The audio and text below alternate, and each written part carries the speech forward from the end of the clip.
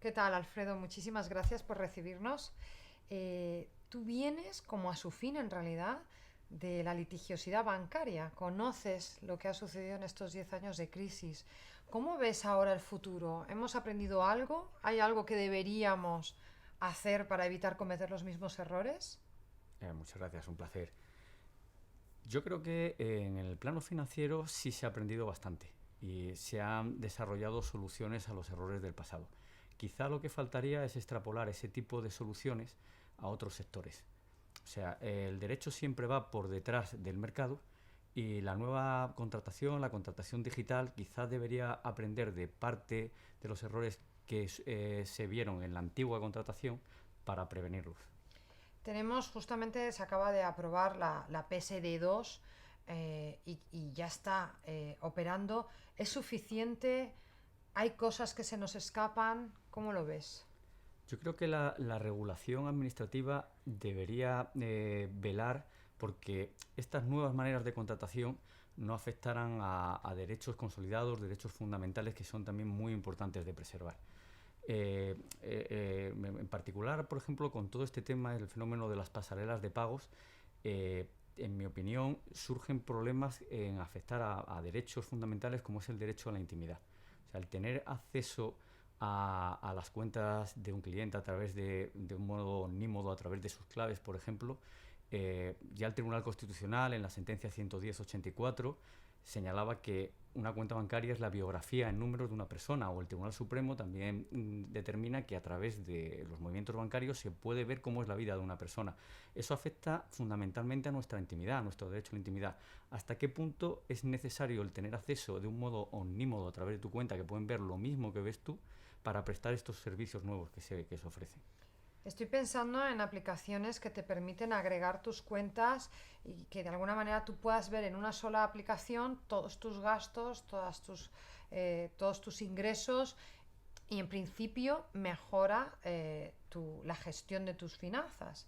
Sin embargo, como bien dices, eso significa también que le estamos dando a esa aplicación nuestras costumbres, qué compramos, qué no compramos, cuánto dinero ganamos, en qué nos lo gastamos.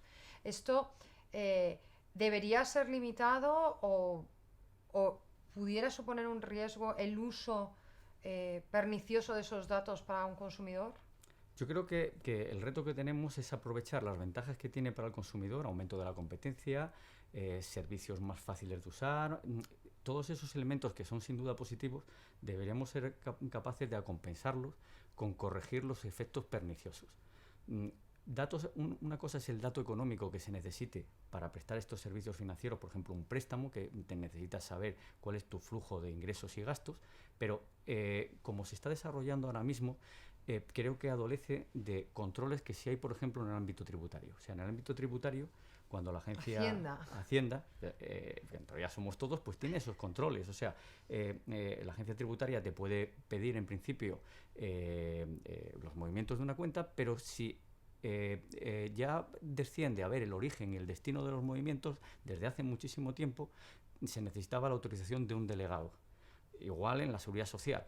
Este tipo de controles para preservar lo que decíamos antes, nuestro derecho a la intimidad, creo que deberían estar solucionados y seguro que hay soluciones tecnológicas en esta nueva contratación. O sea, no renunciar a que los servicios sean más fáciles de usar, pero ¿por qué tienen que tener acceso a, por ejemplo, si yo estoy usando casas de juego? El derecho a la intimidad precisamente es el derecho que tenemos, según está configurado legalmente, a tener un espacio en el que podemos comportarnos si queremos, sin ajustarnos a los usos sociales, ¿no?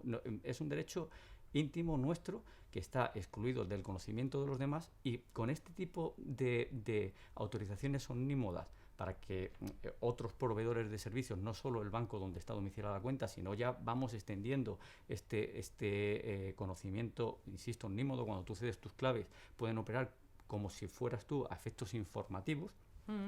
¿Hasta qué punto es dable que sea necesario para prestar estos servicios, porque, insisto, puede haber datos sensibles, datos de apoyo a confesiones religiosas, datos, como decía, de eventuales enfermedades, como puede ser una ludopatía. O sea, tendríamos que establecer límites que conjugaran los intereses de ambas partes, de los prestadores de los servicios y los usuarios de dichos servicios. Sin embargo, estarás conmigo que ahora mismo con el móvil, con las redes sociales, le estamos regalando todos los días datos íntimos a todo tipo de redes sociales y aplicaciones. Quiero decir, retomando el ejemplo que tú decías ahora, Facebook es posible que sepa más de mi vida que Hacienda. Sí, totalmente. Y esto tiene unas consecuencias al final. Es cierto que nosotros, todas estas cesiones de información, o sea, antes se decía que la información era poder, ahora es dinero, que también tiene un componente económico, y ahí ya algunos empresarios, tengo en la cabeza, por ejemplo, Telefónica, que piensan que habría que replantearse cuál es si ese rendimiento económico de los datos, cómo se reparte, cómo se podría repartir entre los actores implicados. Es cierto que nosotros lo estamos haciendo con consentimiento, ¿no? Pero ¿hasta qué punto ese consentimiento, retomando lo que decíamos antes de aprender de los errores del pasado, en toda la contratación financiera, ahora ya la jurisprudencia del Tribunal de Justicia de la Unión Europea determinó que el consentimiento solo es válido cuando cumple con el control de transparencia, el doble control de transparencia, que en sus últimas consecuencias es que seas consciente de los riesgos jurídicos y económicos que tiene lo que estás firmando. Cuando hacemos estas cesiones de datos, trasladamos nuestras claves, ¿somos realmente conscientes de qué implicaciones jurídicas y económicas está teniendo? ¿No somos conscientes que podemos estar relevando datos no de cuánto nos gastamos, sino en qué nos los gastamos, que pueden revertir, por ejemplo, en que no nos concedan un préstamo porque consideren que ese destino, por ejemplo, puede ser señal de que tienes una ludopatía o tal? Habría que replantearlo, cómo armonizamos los intereses en cuestión con el respeto, insisto, a los derechos fundamentales. Esto nos lleva a un tema muy interesante, que son los algoritmos y los sesgos cognitivos, ¿no? Cómo se está configurando la inteligencia artificial y cómo esto debería evitar que hubiese sesgos. Justamente lo que estabas diciendo.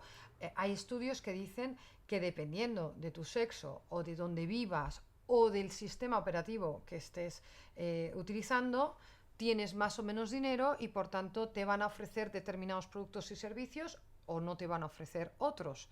Y esto podría ser contrario a la normativa. ¿Tú esto cómo lo valoras? ¿Cómo se podría regular esto? Hay un elemento importante en el asunto de los algoritmos, en el tema de los algoritmos, que es la transparencia de los mismos.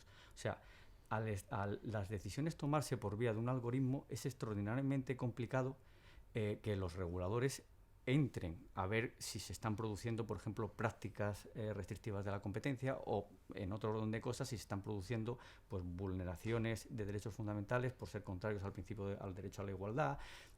Todo eso lo que nos lleva a pensar es que deberíamos tener conocimiento de cómo se construye el algoritmo. La transparencia del algoritmo, yo creo que es lo que está por venir. O sea, la regulación legislativa de cómo qué datos en la construcción de ese algoritmo deben ser respetados, qué datos tenemos que conocer, cómo se está configurando ese algoritmo, precisamente para prevenir todas estas cuestiones. Sin embargo, tenemos las grandes corporaciones, las Big Tech, las GAFA, que no quieren contar cómo está hecho el algoritmo, precisamente porque lo consideran parte de su propiedad intelectual, parte de la clave de su negocio. ¿Cómo pueden los estados o los consumidores o todos pedir transparencia al algoritmo, conseguir que haya una transparencia? El algoritmo debería, lógicamente, cumplir con los estándares legales. O sea, el algoritmo no debe afectar a derechos fundamentales, no debe tener carácter discriminatorio o simplemente debe cumplir con la normativa de competencia, la normativa de la Ley de Comercio Minorista, o sea, toda la regulación que sea aplicable. Eso es necesario controlarlo, y el legislador debería regular mecanismos de cómo va a controlar eso, porque hay que controlarlo. O sea, la legislación tiene que adaptarse a las nuevas maneras de operar el comercio. Tú hiciste un artículo muy interesante, escribiste un artículo sobre precisamente los algoritmos y la configuración de los precios. Cuéntanos un poco por qué te interesó este tema y a qué conclusiones llegaste.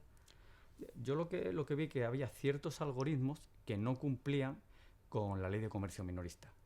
La ley de comercio minorista, si consideramos que se puede aplicar también analógicamente a la venta de servicios, pues prohíbe algo tan básico como es el acaparamiento o el no poner a disposición de los consumidores productos que tienes, ¿no? Eso es simplemente para respetar que se cumplen las leyes de la oferta y la demanda. Eso en algunos algoritmos tengo serias dudas de que se esté cumpliendo, porque es muy fácil hacer con un algoritmo una especie de mini subasta del bien o servicio que estés poniendo a la venta. Y eso afecta, insisto, a cómo se forman los precios en una situación de libre competencia. O sea, tú no puedes retener la venta de un producto o un servicio y ir esperando a ver quién es el que me paga más. O sea, eso la legislación no lo permite. Por ejemplo, en un establecimiento físico, tú todos los artículos que tienes a la venta, cuando entra una persona, tienes que tenerlos a la venta al mismo precio. O sea, los puedes cambiar, pero todos a la vez. Lo que no puedes hacer es al señor que entra, le vendes una chaqueta al que ha entrado a un precio, al que entra detrás. En el mismo momento dice, no, como ya me ha comprado una y ya tengo una menos, pues a ti te lo voy a subir 10 euros. Pues esas cosas que son básicas, los algoritmos tienen que cumplir con ellas. Sin Y tiene embargo, que haber mecanismos de ver que lo cumplen. estoy pensando ahora en dos ejemplos en los que esto que dices sucede y no parece que haya una norma legal que lo impida. Los billetes de avión. Los billetes de avión, todos cuando subimos un avión sabemos que ninguno ha pagado el mismo precio, que depende de cuándo lo hayas comprado, de la oferta y de la demanda, el precio ha cambiado.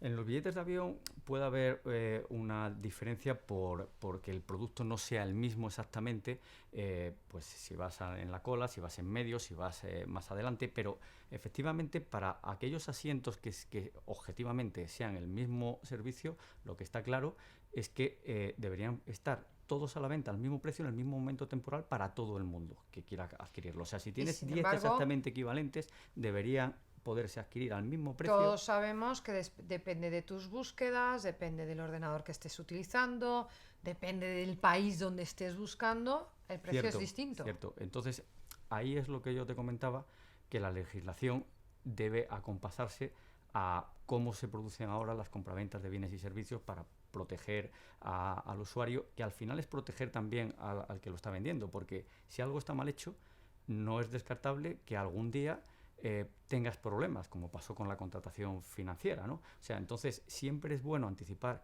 qué problemas jurídicos pueda tener con un asesoramiento jurídico preventivo para evitar luego litigiosidad futura. Cada Es cierto vez, que son compraventas a lo mejor de pequeño importe que es difícil que lleguen a judicializarse, pero bueno, nunca se sabe cómo puede derivar. todos los días nos descargamos apps, aceptamos cookies de manera masiva. Empieza a observar que hay veces que sí que te dejan discriminar. ¿De qué manera podríamos obligar a realmente ceder los datos o aceptar aquellas cosas que sean realmente necesarias para esa aplicación o para esa página web y no todo lo demás que es innecesario y que no deja de ser un regalo para el sistema?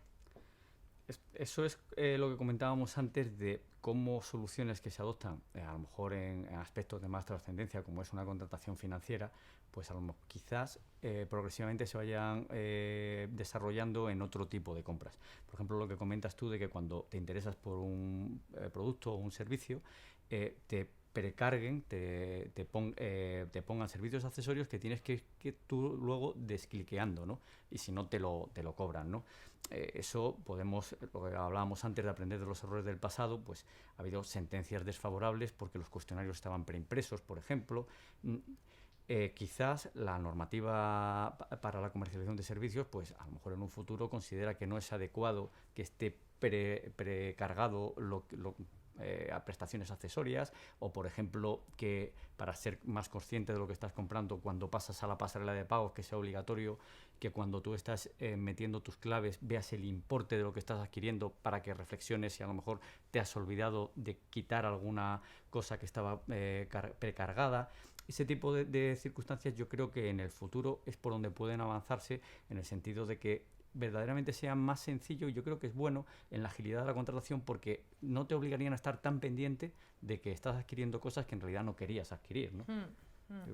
Yo creo que eso facilitaría el desarrollo ágil de una contratación en que el usuario confiara en el vendedor, ¿no?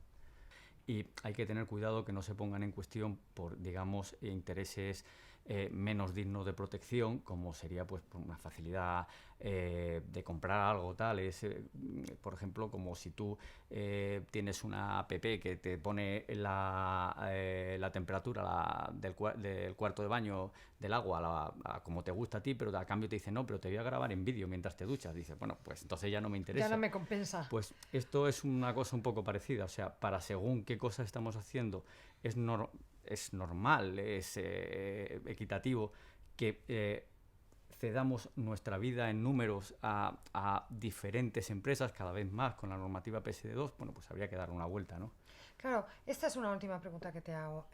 Se dice que en Europa tenemos una mayor protección en cuestión de datos, de privacidad, ahora con la PSD2. ¿Tú consideras que esto realmente es así con respecto a lo mejor a Estados Unidos o Asia? ¿O crees realmente que le estamos poniendo puertas al campo, que es inevitable que utilicen nuestros datos de otra manera a pesar de estar en Europa y ser europeos? Yo creo que no es inevitable. O sea, en Europa siempre hay una mayor reglamentación que conlleva una mayor seguridad. Yo creo que la seguridad es buena para todas las partes implicadas. Todo lo que está bien hecho ahorra litigación futura, una vez que luego tienes el filtro de los tribunales. O sea, en la contratación creo que hay que huir de bascular hacia la empresa, por ejemplo, porque con la normativa que hay ahora respecto a abusividad de las cláusulas tienes el riesgo de que si una cláusula es nula no tienes ninguna protección como empresa, y hacer soluciones ajustadas, ponderadas, va a ser útil para ambas partes. En ese sentido, la tecnología yo creo que debe focalizarse no solo en la venta del producto, no solo en ese tratamiento de datos, sino también proteger los derechos del consumidor. Y seguro que hay soluciones tecnológicas para que los derechos de los ciudadanos, como por ejemplo el tema de la intimidad, se vean protegidos de una manera eficiente. Muy bien, pues muchísimas gracias, Alfredo. A vosotros, un placer. Seguiremos hablando. Muchísimas gracias.